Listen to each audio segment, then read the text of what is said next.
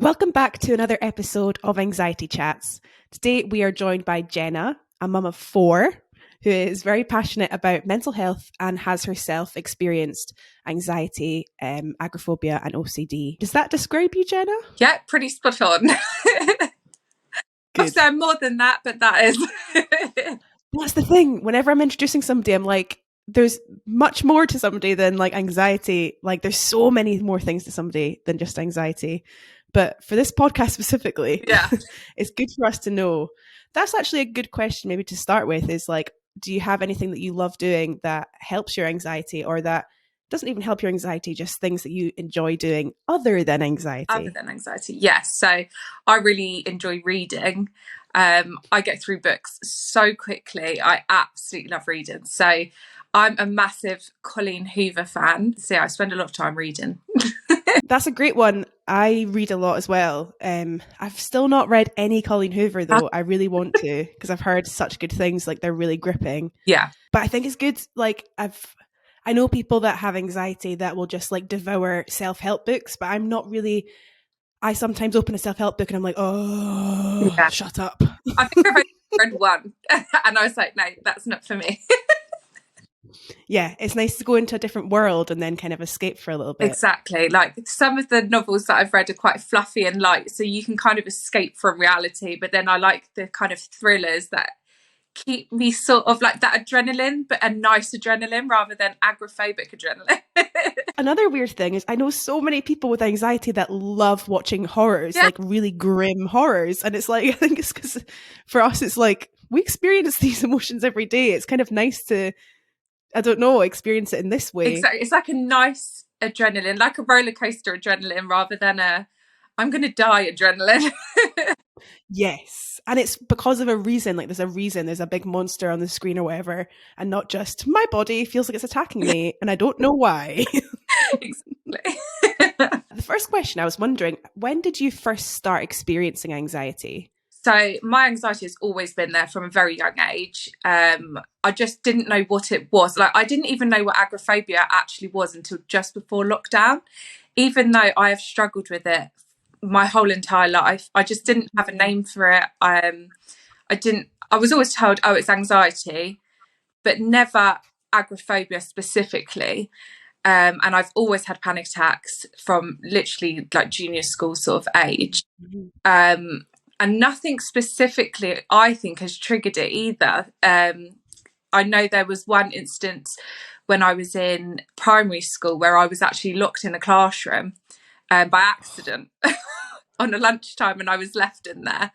And so many of my therapists are like, that would have been it. And I'm like, I really don't think it was because I thought I had a great time. So it has been going on since then, really. That's a funny one because I think therapists and doctors and stuff can have opinions, but I personally believe you as an individual or me as an individual knows so much more about our own anxiety, and it's cool that you're able to say, because sometimes you're like, oh, it must be that then if they've said that. Yeah. But it's cool that you can be like, they say that, but I actually don't think that's what it was. Yeah, 100%. I just think I was kind of like a genetic type thing rather than, it was a trigger of any sort at all. Not that. And so your agoraphobia, like there's obviously big scales when it comes to agoraphobia. Some agoraphobics can actually travel still and stuff.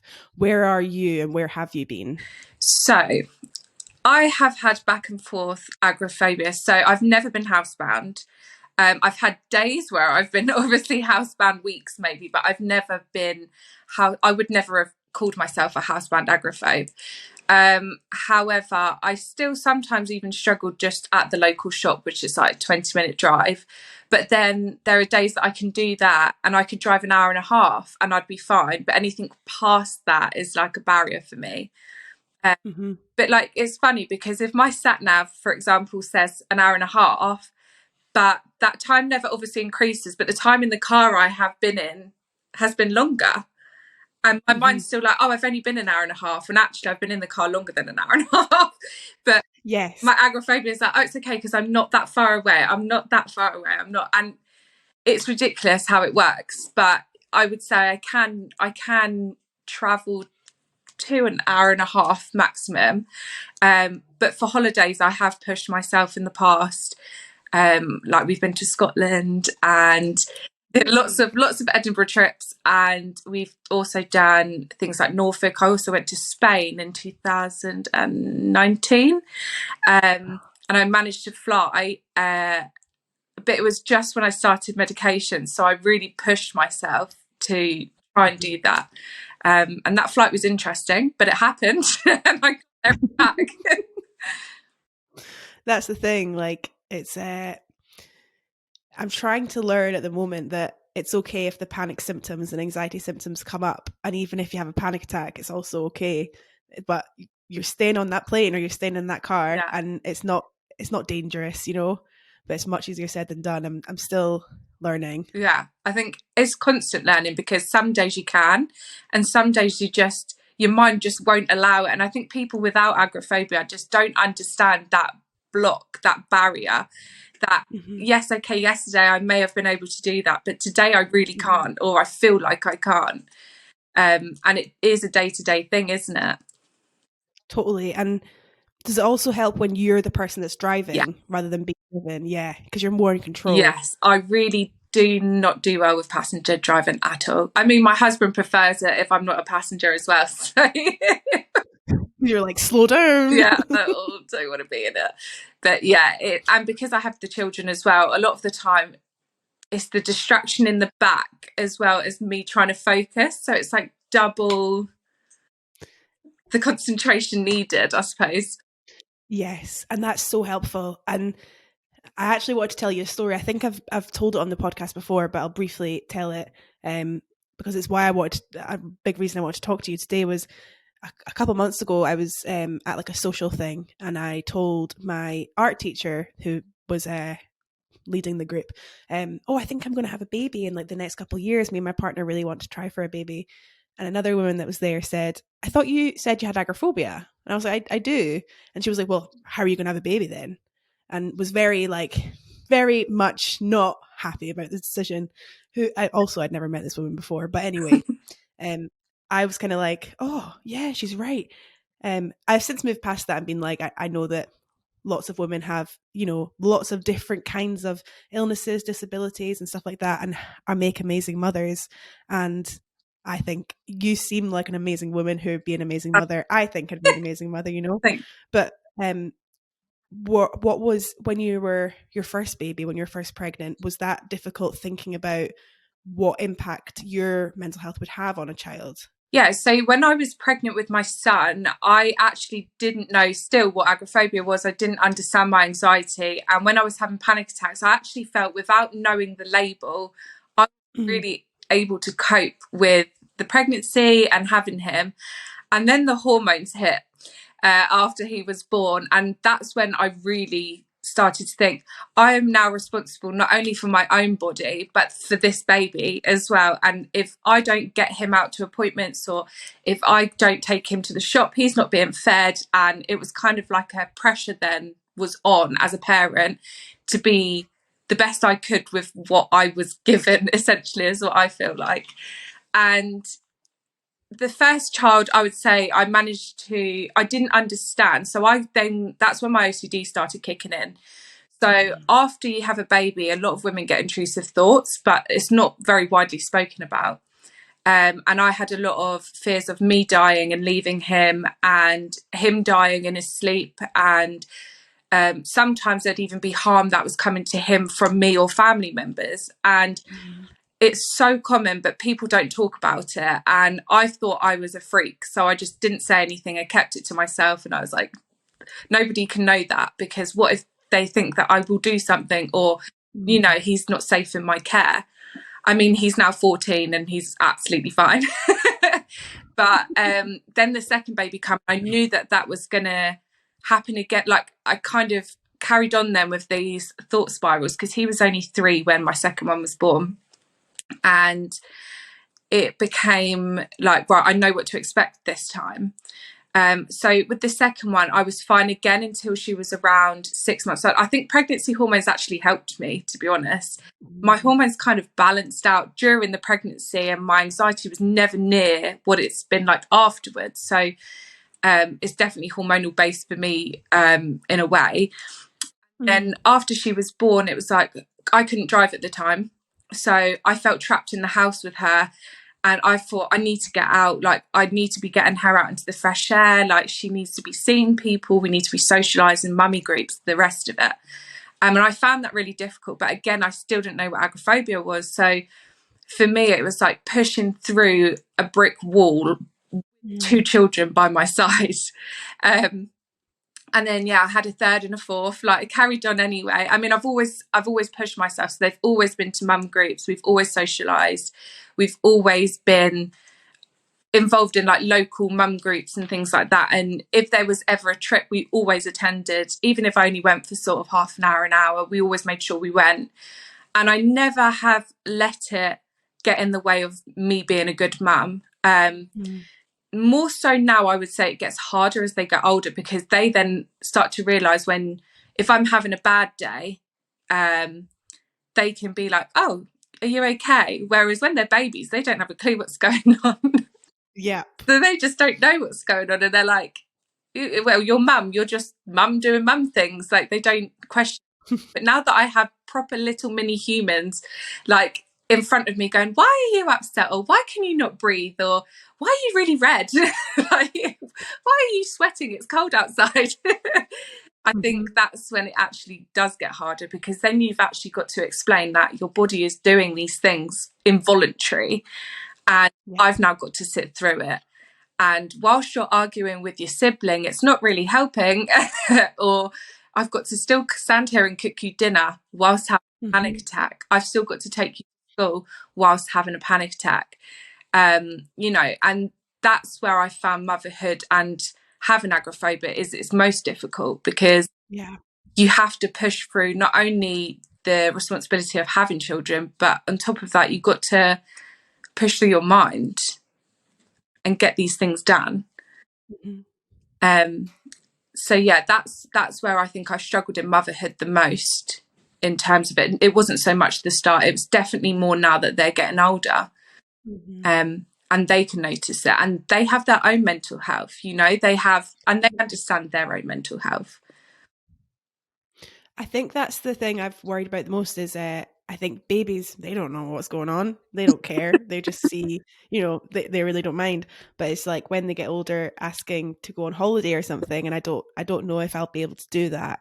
But also it sounds like I think as we all do, put ourselves in the worst case scenario and think, that will ruin a child's life if they don't go to Disneyland. Although I know loads of people, I've never been to Disneyland, it's fine. And it really is true that it's just like, as long as your mum loves you and shows you that she loves you, that's literally all that matters. And that's the thing I've been most worried about. But like, that is incredible that you have 4 children.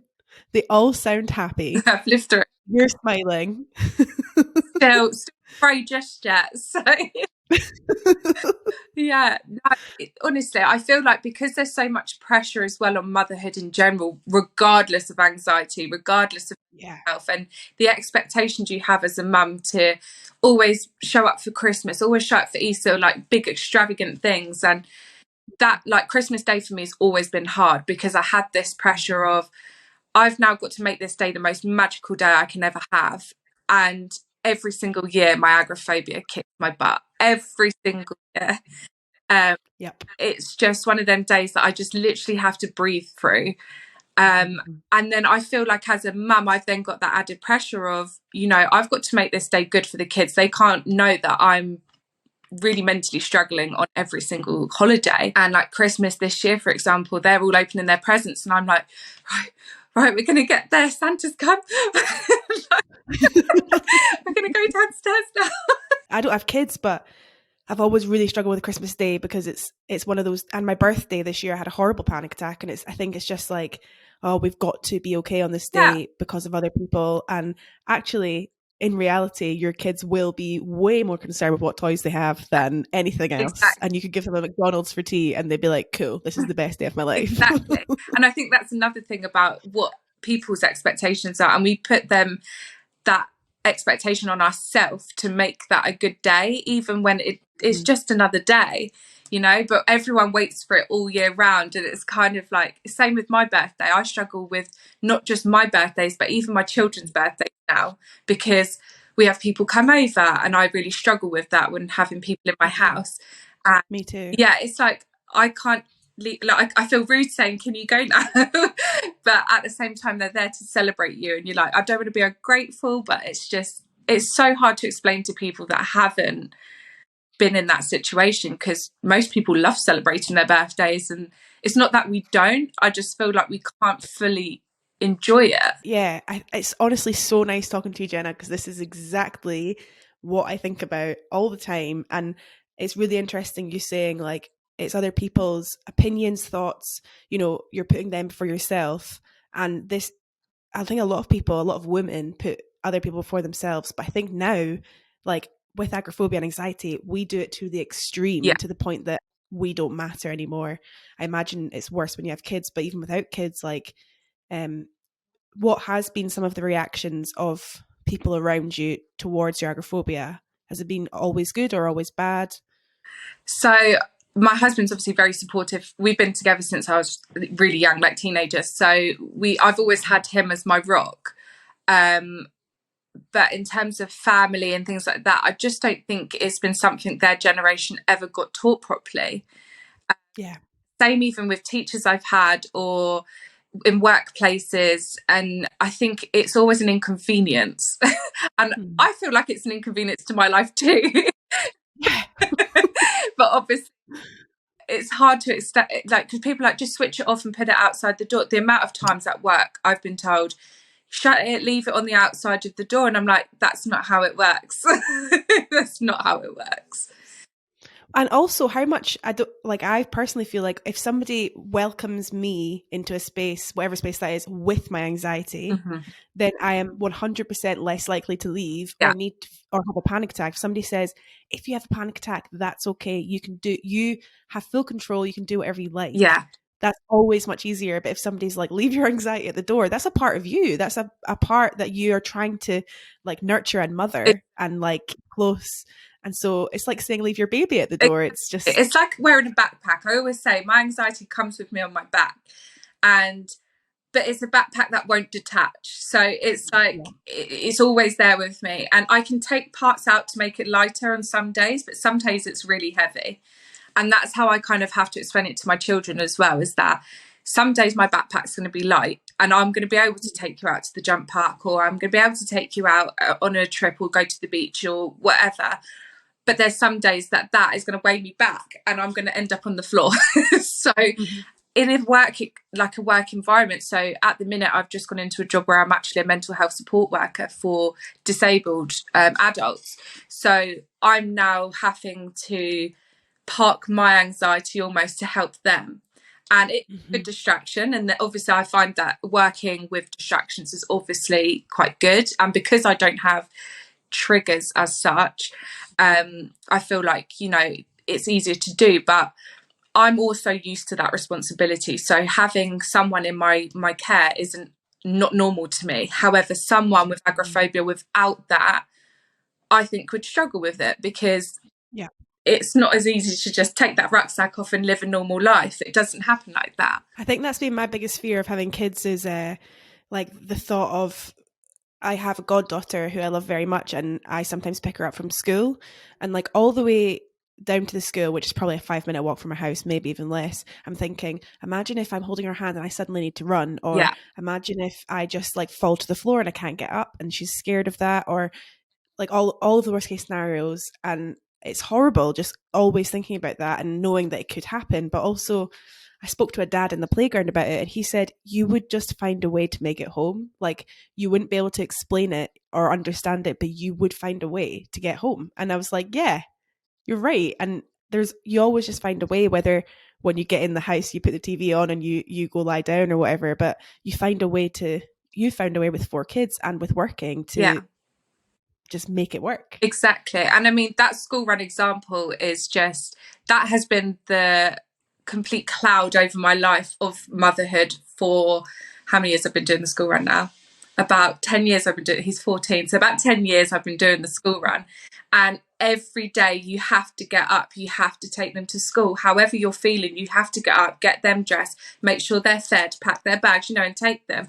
And there's been days where I couldn't even feel my feet touching the floor because I was that disorientated. I couldn't speak to anybody else. Normally I'd be like, morning, how are you? And you have to kind of fake it till you make it. But somebody told me something once that doesn't have agoraphobia that really stuck with me, which since then I've not had a panic attack on the playground ever since. And she said to me, the anxiety statistics, if you look at them, you won't be the only person on this playground that's struggling with this school run right now. And from that day, my weight kind of lifted and I was like, you're so right. You're so right. I won't be the only woman here or man struggling on this playground. And now when I'm looking around, if I am in a disorientated state, I'll look around and I'll be like, it could be you. It could be you, Yeah. And there's always a parent that's had a bad day or they've had a bad week, and they might even just have a day of struggle, because that happens as well. It's normal. So yeah. And when I heard that, I thought, that's so true. And since then, I have not struggled half as much as I did before someone said that to me.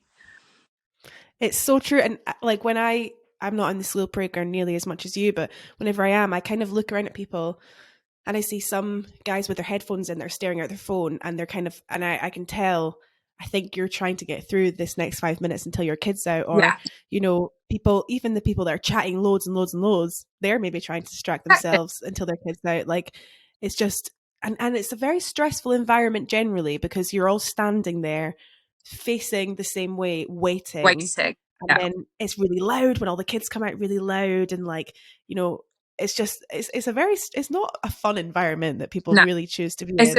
A stimulating situation for neurotypical, non-anxious people anyway. And I think the waiting, obviously with agoraphobia, the waiting is one of the biggest, and because you're in no control of when them doors open and them kids are released. So when you're standing there and you're like, any minute now, and I'm looking at my clock and I'm like, only 2 more minutes, only 1 more minute. And I'm not the only parent doing it, but I think I might be the only person doing it because I don't want to be here. I need to get home. Whereas now I'm like, actually, I mean, I can't complain. We moved house only recently and I can see the school from my front door. So I kind of negated that issue. But before, I had to obviously walk all the way there. I say all the way there, it's about 15 minutes. But for me, that was quite a lot. And have to remember the kids and making sure everyone's safe crossing the road. And it was all the other things, external things, whilst my internal mind was like, run, go home, you need to go and get safe. And you had to wait for your child. You have to, because if you don't, who's going to go and get them? And the thing is, like when I had therapy before, and the therapist said to me, but someone will be there, someone will collect your child. If you can't make it and you have to go home, someone will have your child, or your neighbour could pick up your child, or the school will hold on to them for 5 minutes until the school playground clears. And that just, again, another lift off me. And I'm like, do you know what? That's so true, because there has been times I've gone through the office and I've said, I can't stand on that playground. I want my child to be brought to me through here. And they've been so understanding, and almost all the time they've been like, you're not the only person that's ever had to do that. And I'm like, okay, that makes me feel a lot better about that. And I think it's a bit like when you're waiting in a doctor's office, if you leave, you're going to miss your appointment. And that with children, again, that's something that you feel, I'm going to have to stay here now because I need to see the doctor with them. Whereas if I was by myself and I wanted to reschedule, I'd just get up and call them back. I'd be like, I will call you back when I'm finished. Exactly. And also it's like, again, the kind of thing of, you're probably less likely to experience anxiety if you're by yourself, because you're not having to explain then to your child, like, we can't have you in your appointment because I'm not feeling well. Or, if you're, I find anyway, whenever I'm by myself, I'm less likely to experience anxiety because I don't need to answer to anyone or explain. I'm there probably with my headphones and it's fine. Yeah. And And I'm curious about like what your children, because your son's 14, Yeah, that's quite old yeah. now. Um, knocking on, eh? Old man. It makes me feel even older. 14, it's a big, like, as a big age. And I mean, I was the same as you. I started experiencing panic attacks when I was 10. Yeah. So how did you kind of explain to him this is what mum goes through? And has he always, I mean, it's difficult. I imagine you don't want to like share things that are about him, but like, has he always been understanding? And because I imagine like telling my kids and they're really horrible and they're like, you're horrible because you have agoraphobia or anxiety. In reality, I imagine your kids are lovely because you're lovely. Oh, So thank you. they probably understand. So my son actually had his first panic attack in middle school of his own, and Mm-hmm. it took him back. And this was before I'd ever really spoken to him about my experiences. He'd obviously seen me having bad days or needing to breathe a little bit different, or he could see my legs shaking or something like that. But I'd never actually sat with him and said, I get that too, like, and you're okay, like this is all it is. And he did struggle for a little while with the panic attacks until I'd had that conversation with him, because we took him to the doctors and the first thing they say is, well, it's just an age thing, you know, hormones are coming in and, you know, there's a lot of stress on children. And I thought, but someone said the same to me and I didn't feel stressed. I had a great home life. I didn't feel stressed. I didn't like school necessarily, but I wouldn't have said it was a reason for me to want to run out of every assembly I was ever in. Yeah. And, you know, I saw a lot of myself in him and I said, you know, let's have a sit and we're going to go through it. And then lockdown hit. So he was at home for like 2 years and he didn't have another one until he went back again. And I was like, right, so we've managed to work on tools and behaviours. And now I can say to him openly, I'm having a panic attack. I need 5 minutes, because for me personally, I like to be by myself. Me too. Yeah, I like just locking myself away and getting through it. But if I'm halfway through dinner, I know that I can say to him, look, can you just take over for me for 5 minutes? I just need this 5 minutes to go and have a breather. And he's old enough that now, luckily, I have that support from him as well, where he's like, and he'll say to the other ones, you know, mum's just having a moment, give her a moment, you know. And my little girl we went to parents' evening last week and they had about a worry. They were talking about their worries and anxieties. And my little girl wrote in her book, my mum said, you need to breathe in and out 10 times. And sometimes you can hold it and then don't let your face go purple. Just don't hold it till your face goes purple, but then you'll feel better. And I was like, oh. That is so gorgeous. I just say to them all the time, you know, and we have evenings now where I'll get into like mindfulness and we'll breathe together. And they do get silly sometimes because they're children. But for me, it's just a tool that I'm giving them without them even knowing I'm giving them that tool to use in situations in real life. And because of like the whole fidget toy craze as well, they always wonder where that started from. And I said, well, fidget toys were originally for people that needed to keep their hands moving, you know, need to keep themselves distracted, but whilst concentrating or to help them. And that opened up a massive conversation as well with them, because when that sort of craze came around with the fidget toys, they were like, what's it for? Or they realised it wasn't just an average toy. It had a meaning behind it. And it really helped us. And we made bottles and like time bottles, you know, like with glitter and all to try and get them to have their mindfulness time. And I know schools are now starting to introduce that a lot more than what I had anyway. Anything at all. Nope. But honestly, I know that because mine started in school, I've been very cautious to always be very honest and very open with them. And luckily they are supportive. I mean, if I've taken them to a jump arena and I've said, I can't do it, I need to go, of course they're gutted. Of course they're gutted. I know it. They won't tell me they're gutted, but I know they're gutted. Oh, bless them. I know. And they won't tell me. But I always say to them, I'll make it up to you, I promise. And they go, no, it's fine. And I'm like, it's not fine. Like, I know it's not, but I'm working through it. And I think as long as I'm honest and I'm transparent and they can see that I'm trying, that's better than not trying at all. I'm always like, oh, who'll take my kids to the zoo, or who'll take my kids to this place, this place, this place. But also, it's not just a mother's responsibility. Like, I Exactly. think you're a mum. I'm obviously not a mum, but I want to be. But I'll say all this to my boyfriend. I'll be like, but what if this happens? He's like, well, I'm also a parent in this situation.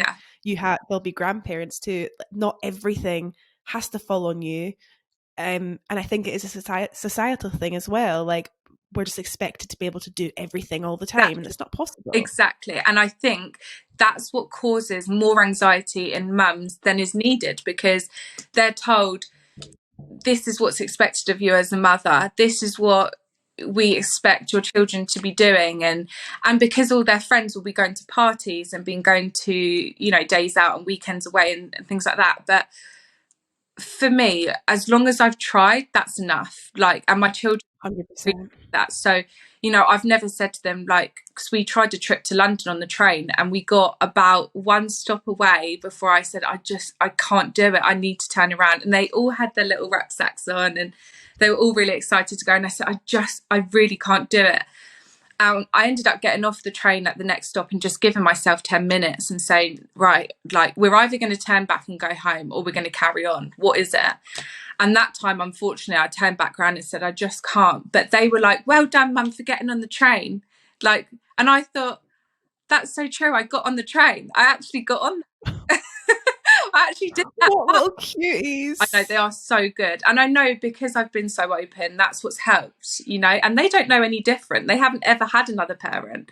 So even if I did stay at home all day long and I'd done that from when they were born, they wouldn't have known any different.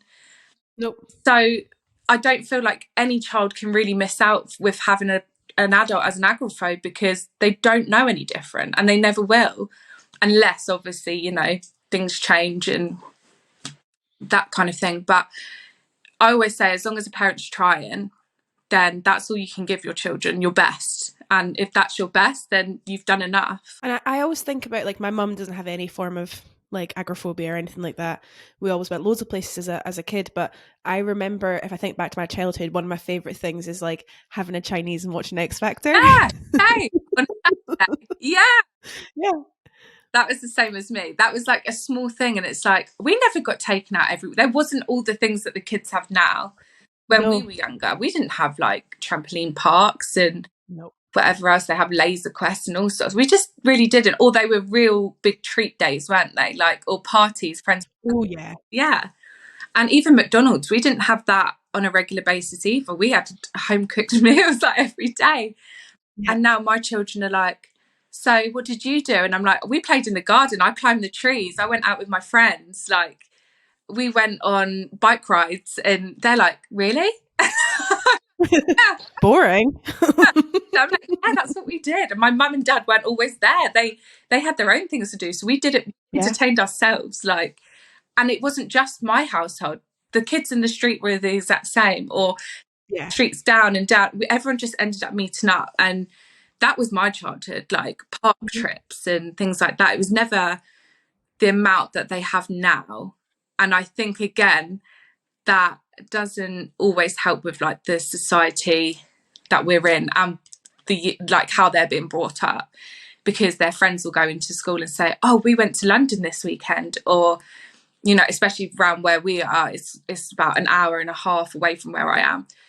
Oh, we went to London, or, oh, we went on this amazing train ride down to Bournemouth or something like that. And it's like, I can't do that with you. I will try, but if we don't make it there, you know, this is why. And luckily my husband hasn't got any mental health issues, so he does take over. And it's so true, when you've got a supportive partner that's willing to do what you can't do, it's almost like bridging the gap. And you feel less guilty, because you do get mum guilt, and I do get it massively. Even now, you just feel like, I want to do what's best for them, but I also know if I push myself, I'm going to be in bed for the next 2 days, and I'm going to be no use tomorrow or the day after, because I'm mentally exhausted. Because the exhaustion is something that I don't think anybody can understand. Anybody. Well, that's the other, like, I was going to ask you about that. Like, I personally experience, like, if I do something big, like I just helped plan a hen party for one of my best friends, who I can't go to her wedding because it's too far away, but I'm a bridesmaid. So, I was like, I planned the hen and stuff. And then the day after, it was like dark room. I was watching Ted Lasso. Don't know if you've seen it. It's absolutely incredible. Just like kind of wiped out. And also I get physically very in a lot of pain. I Yeah. feel nauseous. Like, do you experience physical symptoms too? Yeah. So I tend to get like knots in my back, and I feel like I'm constantly trying to stretch out or click, or I get so tense and tight that I feel really hard trying to just. And when you've been so tense for like a day or even an hour, you are exhausted. And Mm-hmm. I find that my eyes strain. And when I've been so dehydrated, I feel like I could drink a whole sink of water. Like, I literally feel like I could dip my head in the sink and just drink it. Like, yeah, that's a big one for me as well. yeah, it's like the dry mouth. And once all of that's kind of gone, you're just left with like an empty shell almost. Mm-hmm. And you're like, right, I've now got to give myself that time to get back up. And I tend to think if I've had a big exposure in the morning, I tend to try and booking a nap in the afternoon, just so I can sleep it off, and then get back to it when I wake up.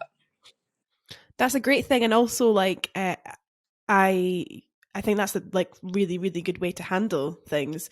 But like we both laugh because it's almost like we're not allowed to. It's like if you say you've had a nap, then there's something that you're going lazy, can't do it. Like rather than being like, I'm really good at handling my anxiety because I know when I need to have a nap, and that being celebrated, we almost feel like, oh God, we can't actually tell anyone that. It's so embarrassing. Like, do you know what I mean? 100%, because even when I've not had anxiety, I do love a nap. So love a nap. I do tend to blame my naps on my anxiety when sometimes I just love a nap. 100%. I'm terrible. But I do feel like after an exposure with children or even without, it is so difficult. And I can do the same exposure. I'll use my eyelashes as an example. Sitting there with my eyes shut for over an hour has always been something I have struggled with. And people say, well, why do you do it then? And I'm like, because I want to. I want to have my eyelashes done. But every single time I go, I panic. And luckily, my eyelash lady is an absolute angel. And she also struggles with her own anxiety. So I always feel to myself, do you know what? Like I'm going to keep going. I'm going to do this because I want to for myself, and I'm going to push to do these things. And it's so easy for people to say, well, if it bothers you so much, just don't do it. But I'm like, do you know what? I'll come back from that eyelash appointment and I'm exhausted, but I'm still so glad I've done it. And that's something so small that other people will be like, it's really not an importance of your life. For me, it's something for me. It is an exposure for me. I'm sitting there awake with my eyes shut. It's not a nap. It is an exposure. No.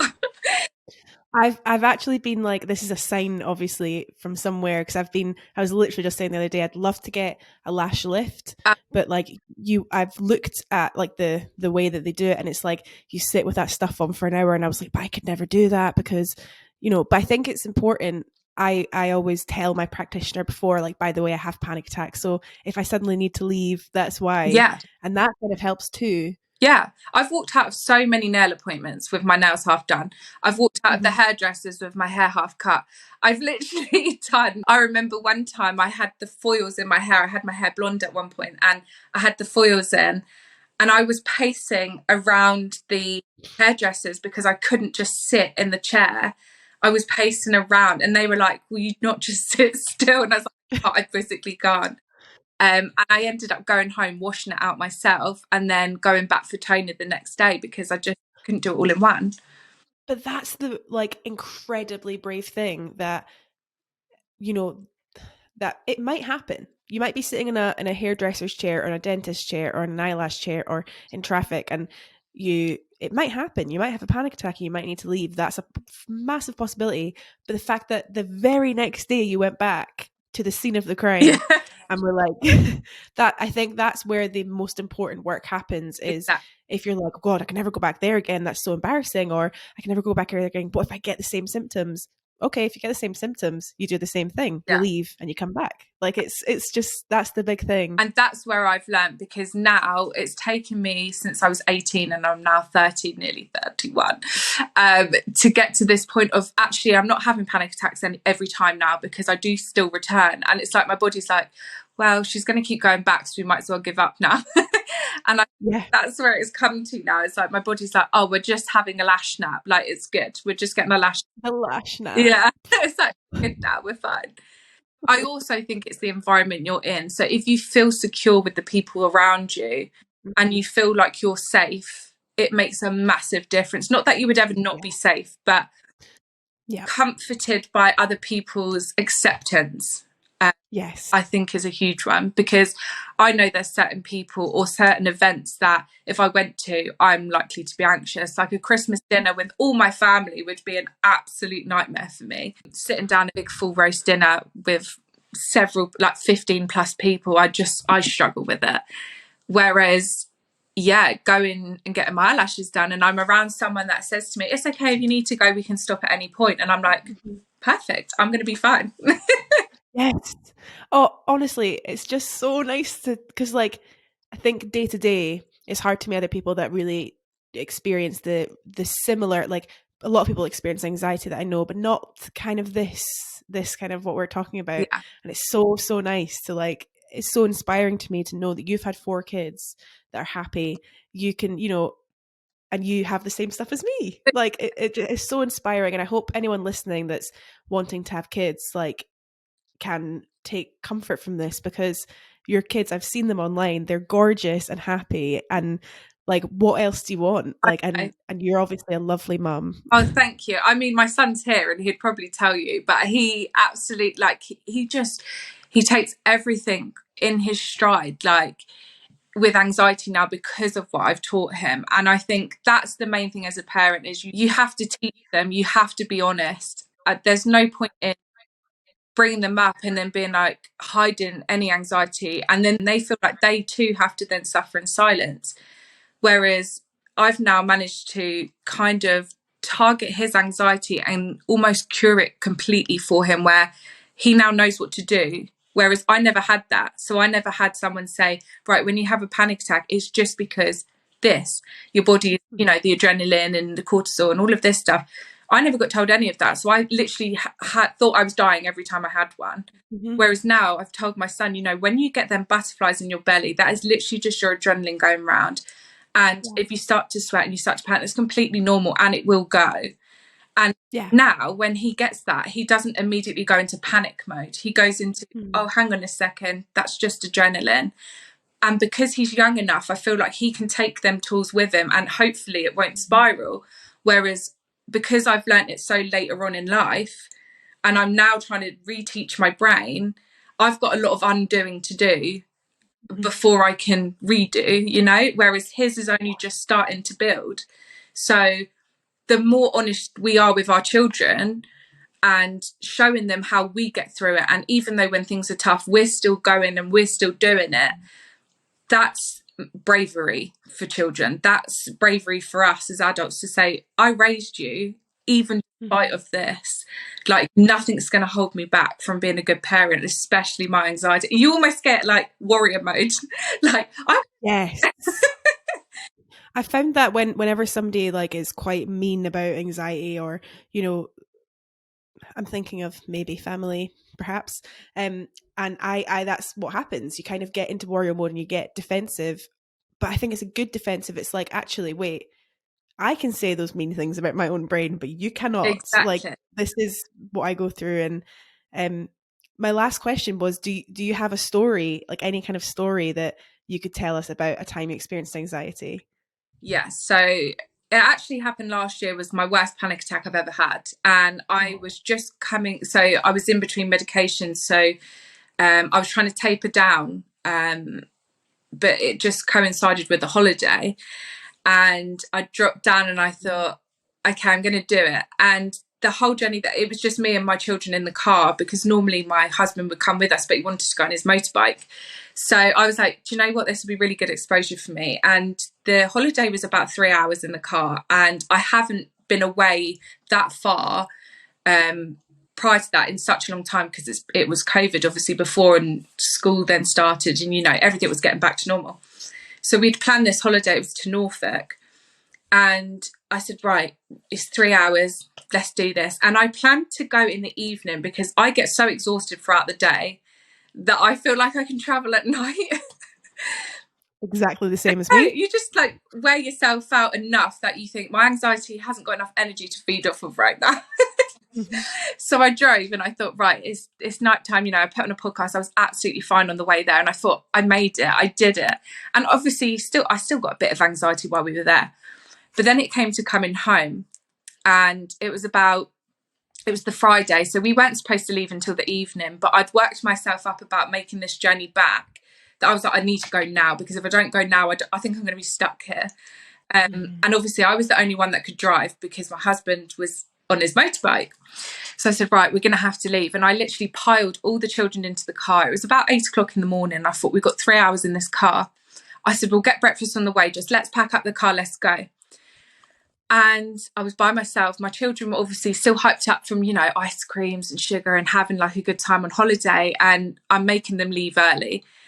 And they were like, can't wait to see our friends when we get back. Let's do all these things when we get home. We've still got a whole day that we can, because obviously me and my partner work. So I thought, right, the pressure's on. I need to just get us home. So I started traveling and I could feel myself panicking. I was like, I need to be in control of this car. If I'm not in control of this car, nobody else in this car knows how to drive. Like, it has to fall on me. I don't know where I am. I'm by myself. My husband was way miles back because he's quite slow. So he was just enjoying his drive in the countryside. And I'm sitting there in the car like sweating. It was the middle of summer and it was a hot day anyway. But I thought, it's 8 o'clock in the morning, the road should be empty. And then we hit rush hour in a place I'd never, ever been in my life. We had to take a detour because there was roads closed, and it was just like my mind could not cope. And I'd asked my children, I said, I'm really sorry, guys, but can you just not speak? I just want to pretend that nobody's in this car right now. I need to concentrate. And they were dead silent. They're really good, dead silent. They all read their books or was on their tablets and put their headphones in and whatever. And my son was sitting next to me and he just kept looking at me like, are we going to be okay? Because I was frantic. Like, my legs were shaking, but I was still having to try and, deal with pedals. And I was on roundabouts that were huge that I'd never dealt with before. I was in a place I didn't know. And all in my head I could think of was, get home. You need to get home. Like, you've only got, and I kept looking at the sat nav, right, you've only got 2 hours left, right, in half an hour we'll check back in with the time, right, we need to get to the next half an hour. And I literally took half an hour by half an hour, 5 minutes by 5 minutes, just to see that time reducing and being like, I'm one step closer to home now. And then when it got to halfway home, I was like, right, I'm halfway now, I'm actually nearer to home than I am where I was. And the anxiety started to kind of reduce, but it got to the point that I'd worked myself up so much, I was feeling sick, I was sweating. Like, my vision goes with anxiety quite a bit. Like, I feel just so disorientated. And because my breathing wasn't regulated and my legs were just doing their own thing, and I felt like just a wobbly jelly with arms, like, literally, I was like, if I don't get my children home, this isn't safe. But if I pull over, I might die. That's literally where my head went. I was like, if I pull over now, I'm somewhere I don't know and I might die. I just need to get home. And it was just go home, go home, go home, go home. You'll be safe at home. And that was it. And my son, when he could see that I was easing up with my anxiety, it did start to pass. And it was about an hour away from home at this point. And he was like, can we talk yet? And I was like, yeah, I think we can put some music on now. I think I'm okay. And he wound his window down and he was like, oh, I've been boiling. Like, he didn't even think anything, like, he just didn't say anything. And they just put up with it because they could see I was really struggling with it. And it's the first time in my life that I really felt dangerous with my children, because I was like, I'm in charge of this car. I'm the only person that can get from A to B, but I refused to stop. Whereas now, I think, in hindsight, what I should have done is pulled over at a service station, had my 10-minute breather, regained myself a little bit, gave myself a bit of a wobble, and then dealt with it. Mm. But I'd got myself so worked up that the only thing I could think was tunnel vision, get myself home. And like safety just goes out the window, doesn't it? It's like, Yeah. even though I know in hindsight, actually, sometimes when you're driving with anxiety, you're probably more in control because your Yeah. awareness is heightened. So if something come at me, my reactions were like ninja, you know? Yeah. I would have been fine. But I think it should have been, yeah, in hindsight, it was that bad a panic attack that all I could think of was get these kids home, get them safe, get them back, get yourself home. You know, if you die here, they're going to have no one. They don't know anyone here. And that was all I could think of. And then I walked through the front door and I was like, oh, well, I'm home now. And then just started to unpack and I just lived my life as if that hadn't just happened. And my husband just strolls in like an hour later and is like, did you have a nice drive home? And Yeah, it was lovely. I made You know what? That story is like, actually, when I was listening to you there, no part, the whole time I just felt like this unbelievable amount of strength from you. Like, it's actually just because what you could have done is flung to the side of the road, like ran out and been like, I'm not getting back in that car, yeah, which I imagine you very much wanted to do a yeah, lot of the time. But you were like, actually, yeah, all of these symptoms are here, but I just need to take it in half-hour increments, yeah. you know. And I can't imagine the relief when you opened your front door. You must have just been like, I almost felt, this is the best. I just felt Oh, like, I did it, I'm home. And that cup of tea you had must yeah, have been the best cup of tea of your life. oh, I'd had my breakfast and I was like, oh, and then it took a whole weekend of recovery, but I managed. Oh God, yeah. But the kids, again, they just didn't know. They were like, oh, we went from holiday and we got home. And that was it. Yeah. In my And head, you've, I'm like, I'm such a bad mum. I've made them leave early, or, you know, I've kind of cut the holiday short by half a day. Like I shouldn't have done. And in my head, I'm like, we came home and they saw family and they were absolutely fine. And for them, it was just an extended holiday, but at home. And for me, I was like, I made it. I'm alive. Like touching my, like I'm here. oh, I can't imagine the relief of that. It's actually almost worth having the anxiety for that relief. Like, I've been like, I do the same, but like on my bike instead of a car. I don't drive, but like when you get home and you put your bike away or whatever, and being like, I'm I, alive. It's honestly the best feeling in the But world. again, it's like a relief that other people would walk through their front door after work and be like, oh, I've had a good day, you know, let's have dinner. For us, it's like, I've achieved something. I did that by myself and I got myself through that. And I didn't think I could. And normally, like when people say, oh, this is where I would have called an ambulance or this is where I would have asked for help. And, you know, there's been times on a motorway where that hard shoulder's been looking pretty good in a traffic jam. And I'm like, if I just go off and I go down there, I'll be able to get off, you know? And I think to myself, what excuse can I give a police officer? Because I can get on that hard shoulder, I can get off and I can say to them, I'm panicking, I need to get off. And I wouldn't get Yeah. reprimanded for it. But in hindsight, I'm like, actually, am I in any danger sitting exactly as I am and doing what I should be doing, which is sitting in the traffic like everybody else? What makes me so special, you know, to go in there? Yes. But at the same time, it's like I feel completely different to everybody else because I'm doing Yeah. it hard every single day, all day long.